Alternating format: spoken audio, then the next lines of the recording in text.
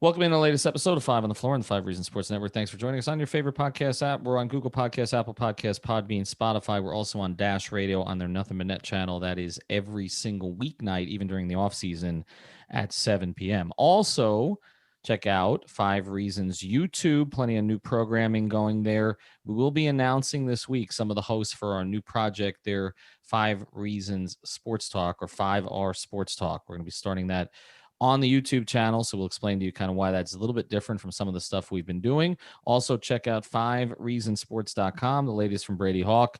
Always up there on a daily basis. He just did a big piece on Kendrick Nunn. He's been breaking down all of the Heat's players. Also, check out the great sponsors of the 5 Reasons Sports Network, including our local sponsors down here in South Florida, like Miami Grill. The only thing better than cheering for the Heat or against the Sixers is doing it with your favorite wings. Miami Grill's got you covered. Bring home a platter of your faves to share for the games going forward here in the conference finals, just how you like them: crispy, grilled, naked, or boneless, and sauce of perfection with one of 3 new sauces: mango habanero, honey garlic, and Nashville hot. If you can't decide, get them all delivered with a catering order. There's more than just wings, too. Order for the whole family: cheesesteaks, gyros, burgers, and more. And don't forget, for a limited time, you can also get your Miami Grill collectible cups featuring artwork by 4 different Wynwood Mural Fest artists. Collect all 4, buy yours for $2.99, or upgrade your meal deal to a larger size for $2.99 and get more fries and the cup. Order online or in person.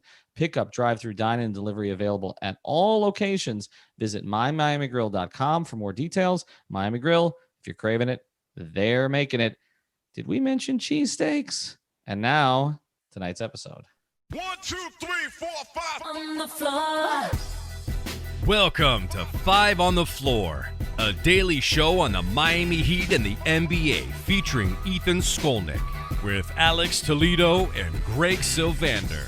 Part of the 5 Reasons Sports Network. Alrighty, then Skolnick back on 5 on the Floor. I know we took a couple of days off. Make sure you check out our episodes from last week. Here's tonight's floor plan. I got Greg Sylvander. Follow me at Greg Sylvander. I've got our guy Tropical Blanket, who you know as Alex Toledo. And we're just going to have some fun tonight.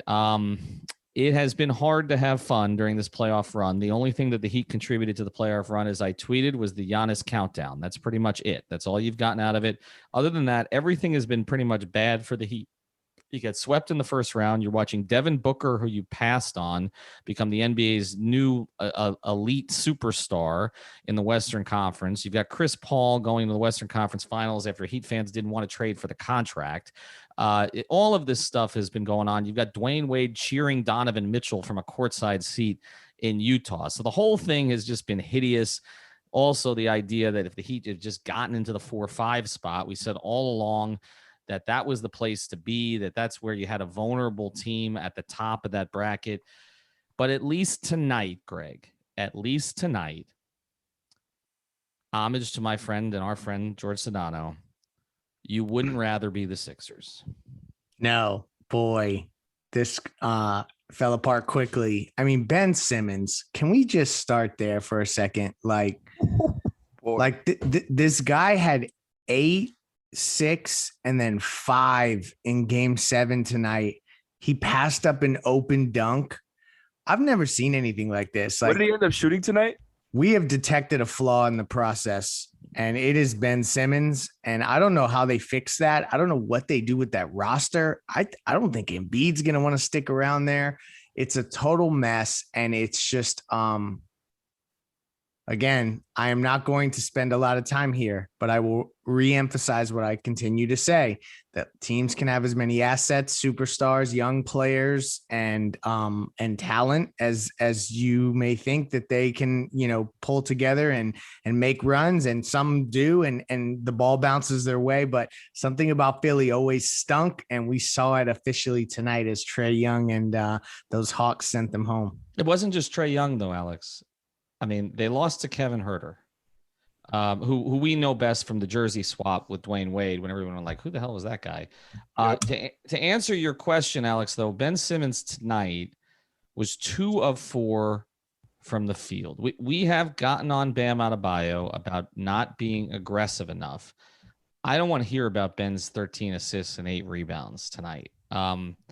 That's just awful. I mean, How in about an this? elimination game, he took 4 shots. So this isn't confirmed. Someone tweeted this to me. Ben Simmons was a total of 3 for 3 from the field in all 7 fourth quarters in this series. Wrap your head around that. He took a total of 3 shots in 7 games in the fourth quarter. Shout out to Junior_Trae05 for that information. Yeah, I follow that count. Alex, so what do you do with them? What do you do? Who could have predicted? Who could have seen coming that a team built around, Ben Simmons and Tobias Harris surrounding that talent that they have in Joel Embiid, who is I feel like the only legitimate talent they got out there from their 3 max players. Like, who could have predicted it, especially with Doc Rivers as coach, that they would have collapsed like this? I don't think anybody could have seen this coming, right? No, but seriously, they really lived up to my worst expectations of them, and you know how much I'm enjoying this right now. They blew it in such a flagrant way that I'm literally like, I don't know how to process how bad they just screwed up the process. Oh, process. Look at that. Alex, they lost when Trae Young was 5 of 23 from the field and started 2 of 19. At home. I mean, Game 7. At home. We've seen 3 times. We've now seen 2 guys have the Starks game in a row in Drew Holiday and Trae Young. Both of them started 2 of 18 and Trae was 2 of 19.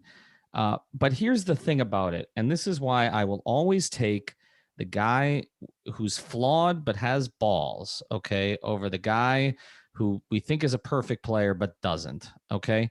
Trae Young didn't give a fuck, okay? I mean, I just at the end of that game, he was still attacking. He was still taking bad shots, but he also was making Philadelphia pay by throwing lob after lob to Capella, getting into the paint. And while Ben Simmons was literally standing there, like not even involved in the possession, like at least with Bam. And again, we've been critical of Bam for not being aggressive enough, but Bam at least was involved in the action. Okay. The point we were making was, okay, turn and look at the basket.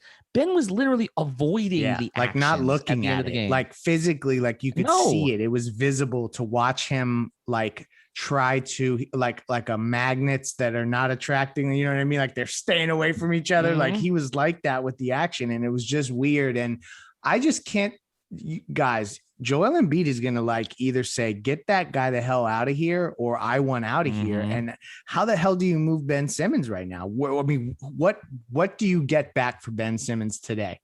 Oh man, I love this. And also it's fitting that, this is the year that like it was perceived that they put everything together. They had enough shooting around these guys to make it work. They were the one. Shout out to Seth Curry. Yeah, he's nice, right? Like he definitely helped. He didn't choke, right? You got to give him some credit. He was pretty consistent throughout this, but you're just looking at Tobias Harris, like just game after game. I know he was a little bit better than in the past this year, but 8 of 24 in a game 7 at home. This is the other max guy that's supposed to be there helping you if you're the Sixers, like as far as from a scoring load, just not there. I mean, it's fitting that they lost to the Atlanta Hawks right here in such a terrible, embarrassing fashion. The Hawks being the team that in the past 2 decades couldn't get out of the second round after all these years. That's what the Sixers are. That's what they are. They're a second round team. They couldn't, the one year that it felt like they were going to get past it was the year that they had Jimmy there. And then they picked Tobias Harris and Al Horford over Jimmy, and they just kind of shot themselves in the foot. And I just think like I had them beating the Hawks, but this is not honest. This is not that surprising, them doing something like this. All right, we're going to get to the Heat going forward a little bit with this. And also, I mean, we have to look at it from another perspective. There was a blown opportunity here, in my view, for the Heat. And it all goes back to losing to a Hawks team that didn't have the 2 guys I talked about being involved in that action, Trae Young and Clint Capella, in a game earlier this season. And kind of that loss, to me, killed the Heat season. It killed them. But what does it mean that the Hawks are there, that the Bucks are there? But also, what does it mean that now John Collins is in the Eastern Conference Finals, which may change the equation with him? What does it mean maybe that Philadelphia decides, should we try to replace Simmons at point guard with Kyle Lowry, the Philly guy who we went after once already. There are a lot of ramifications that come out of just the East. We're not going to talk about the West tonight. We'll get to all of this here in a second. Before we do, I want to tell you about another great sponsor, the 5 Reasons Sports Network, and that's MyBookie. You can go to mybookie.ag to bet on the conference finals going forward. Also, baseball, hockey. My Islanders are still alive, now 2-2 in that series. Bet just about anything at mybookie.ag. You can do the live betting at halftime. If you want to hedge, go the other direction. Thank you to MyBookie for the great numbers you gave me on the Bucks winning that series against the Nets. Thank you to Kyrie Irving for not playing, I guess, because I cashed out on that one. MyBookie.ag. Use the code 5, F-I-V-E. Again, use that code 5. Also, not only will you get a bonus there, be eligible for these blackjack tournaments, give you and your friends a crack at prize pools up to $50,000. So bet anything, anytime. Use that promo code F-I-V-E. That's the promo code F-I-V-E and mybookie.ag. All right, let's get back to it now. I've mentioned a couple of these things. Let's try to rapid fire some of this stuff, guys. All right, so let's go. I'm going to go to one of you. Big night. One of you, and then the next. Okay. First, Greg, John Collins, Eastern Conference Finals. I think we all like him. I know Alex and I have had our debates about how much and about how much he's worth. I came away from this series really liking him. I thought he played really good defense on Embiid down the stretch. I just think he's a really good player. But I also don't think he's a max player. Oh, of course not. Yeah. Right. But two things. I mean, is Atlanta going to let him go after this? It seems to me like they've found a good mix there. Yeah. And second, if he is going to go somewhere, it is because somebody's going to max him, right? Yeah. You're going to have to overpay. I feel like this is the type of run Atlanta, they built this team and they went out aggressively in free agency. And because this is going to pay off, no matter what happens in the results of the Eastern Conference Finals, they have every reason to bring this team back within financial constraints. I don't know like what kind of tax they're willing to pay there in Atlanta, but conference finals trips are, not something that happen every day. I mean, unfortunately, the Atlanta Hawks have gone to the Eastern Conference Finals, tore their team completely down, completely rebuilt it, and now gotten back to the Eastern Conference Finals all in the span of the 76ers process before the Sixers ever got to this conference finals. So that's really funny. That's a hell of a point.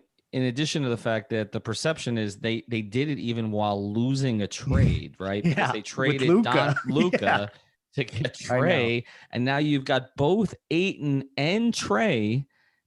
This has got to eat at Luka, but you got both Ayton and Trae in the conference finals. But can they pay all those guys? It's a good question, Ethan. Like you talk about like John Collins, like who's the guy who gets squeezed out? Like I almost would feel like there's a part of them that would want to move Gallinari and keep Collins, but like maybe they try to pay for all of them. I think it's an interesting conversation. I'm super intrigued. My biggest question with Collins, just to circle back here, and I'll end my point on John Collins, is that I was worried he couldn't guard up. And to me, in that series, he proved he can guard up. So next to Bam, I love that idea. I don't want to talk about Gallo again because we've done that twice already and it didn't end up panning out. Alex, next question for you. Joel Embiid. He's not the one that's going to get crucified in Philly. It's going to be Simmons. But at a certain point, though, we know that Joel doesn't hide his pouting very well, whether on social media or publicly.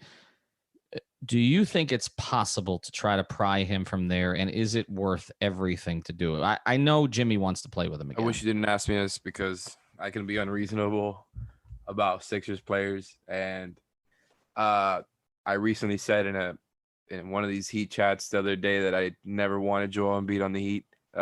So I feel like I got to say that up front. But seriously, he's a legitimate talent. He's obviously one of maybe the 10 best players in the league. There's no doubt about it.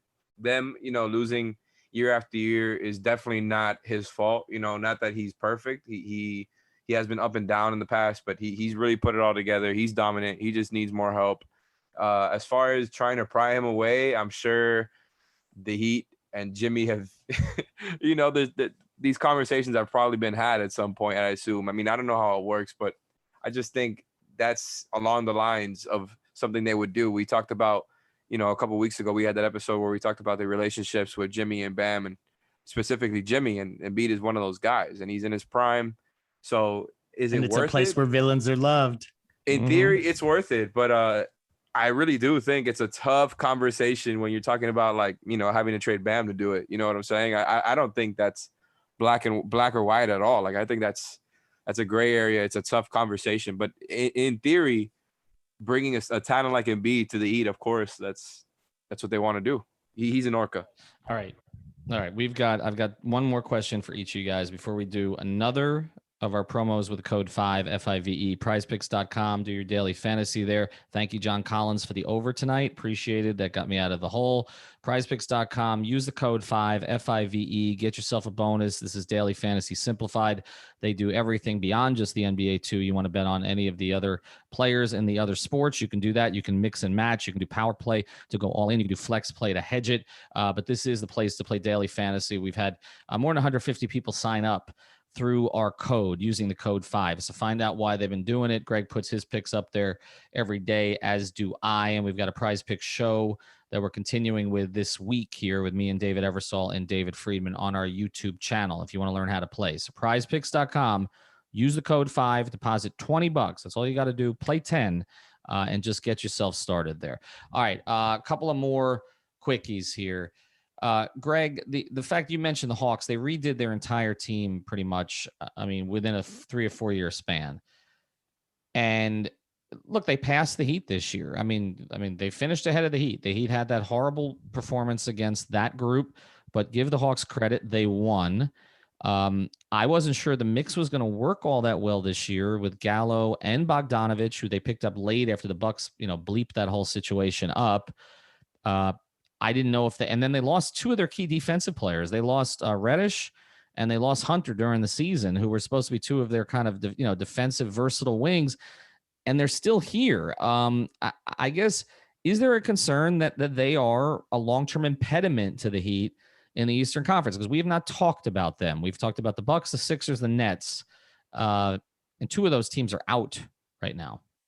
Yeah, and that's exactly why I don't think that we necessarily need to discuss the Hawks in that manner. It doesn't mean that the Hawks won't be a thorn in the Heat side and a competent team, a playoff team. The group, there's no indication that they're going anywhere. They're young. Nate McMillan's done a great job. So I think they're sticking around. But this, to me, it more shows that, like, if we were to fast or rewind back to the bubble and the Heat and the Celtics were in the conference finals, and then you look at the landscape of the league today with what Atlanta just did, Milwaukee overcoming some demons and getting to the conference finals. You see the Clippers minus Kawhi Leonard shutting out the 1-seeded Jazz, and the Jazz never felt like a 1 seed from the start. And then the upstart Suns coming out of nowhere. I think it's a really good example that, like, the Heat are not as far away as their worst days showed them to be, and they may not be as close as their best days were either, but like, this stuff changes fast, and it's all the more reason for me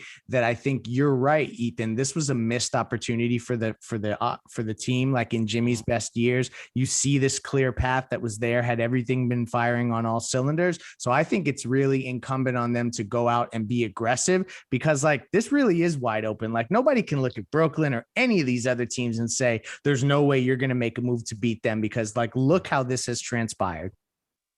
Well, the West is wide open too. Nobody was everybody looking at Phoenix like a juggernaut now. Nobody was looking at Phoenix as a juggernaut 6 months ago. Final one here, because this is on our thread right now, and I did want to talk about this. This is the big concern, best laid plans, Alex, we talk about going after certain players and who you want, who they're going to target. The reason I always hedge this stuff, okay, even though I have an idea who the Heat want and who wants to play for Miami, is that other stuff happens around the league that is not static. Okay. It changes. Well, okay, this is out there. What if Ben Simmons is traded for Kyle Lowry now? Right? Like, doesn't this change the equation? Again, Philly was one of the teams that Kyle was interested in playing with. We were going right up to the buzzer on trade deadline day, where they were throwing out all kinds of stuff about Philadelphia being involved in this. They got to make a change now. Kyle Lowry, to me, you want a guy who will take shots in the fourth quarter. You want a guy who does have that kind of toughness. Who's a Philly kid. Who's looking for one last run, who can get them over the top. Like, that situation sets up perfectly for them. Does this change the equation where maybe Miami has to, if Kyle's really the target, they got to get more aggressive? Oh, no, absolutely. I agree with that conclusion. Although maybe I don't agree so much that it would have to be a Lowry for Simmons thing. I think the idea would be to add him there. And either way, I think you got to avoid that that's absolutely a factor when it comes to chasing Lowry here in the offseason. And maybe we all think they've got a head start and all that, but like you said, it's, you can't count your chickens before they hatch. It's like that everything is static. Like you said, it's fluid. And although it feels like that's something that could really happen with the Heat is him ending up over here, you can't let him you can't let him end up on the Sixers. That's exactly the type of player that they need, like you said. And they just need a ball handler. They need a shot creator. They need somebody who could defend there, who could be a leader. And he checks off every single one of those boxes. So any type of player like that, you got to avoid the Sixers getting, because that's when stuff can really get scary. I just don't think their roster is one of a playoff contender. It just feels like this is what they're destined to do every year with the roster that they have right now. I mean, Doc Rivers was asked tonight in post game if Ben Simmons can be a point guard on a championship team. And his answer was, I don't know the answer to that right now. Okay, so let's just say they want to move Simmons and bring in Kyle, because I know Alex alluded to that the idea would be to add Kyle Lowry to Simmons and Embiid. Where are you playing Simmons? I just feel like the Embiid Simmons combo, that is over with to me personally. So I think it really would come down to if they were going to sign and trade Lowry, Simmons may be the best package they could get. So what that does most is gives leverage, and Miami may need to, fully guarantee a contract or give a third year. We don't know what that looks like, but do you think they would put Simmons on the table for Lowry in this situation where he's like a free agent, as opposed to if Embiid says fix this or I'm out of here, I think they're going to have to do whatever the franchise he says. player has been established, Alex. The franchise player is going to get. Oh, no doubt about that. He's the guy there was doubt about a year and a half ago. So, I mean, right now, I think we all agree. I think everybody agrees. Anybody who watched that agrees. But that has been established. And I also think, it puts into a little bit more context the Heat situation, which, Bam is a player who's going to learn from what happened this offseason. Ben Simmons clearly has not. He's regressed. And I think that is where you do have to feel a little bit better about the Heat situation. Bam has already showed you, by the way, extraordinary play in the playoffs. And again, not to just kind of say this over and over again, but they got to the finals, and Bam was a huge part of that. A huge part of that. With all his flaws that we talked about, he did it in his first year as a starter. Yeah, just to show some perspective on how these other teams really just can't get over the hump. Well, this also comes in from Mark's. This is the quote here that I don't know the answer to that right now on Ben Simmons. We are going to talk about the Bucks, what's happened out there with James Jones and Phoenix, the Kawhi situation with the Clippers. We'll get into all of that this week as we go forward. But let's just do it right now. On 3, I would rather be the Heat. Be the Heat. Not be Sedano. Have a good night. 1, 2, 3 Cancun for Philadelphia. Thank you for listening to the 5 on the Floor on the 5 Regional Sports Network.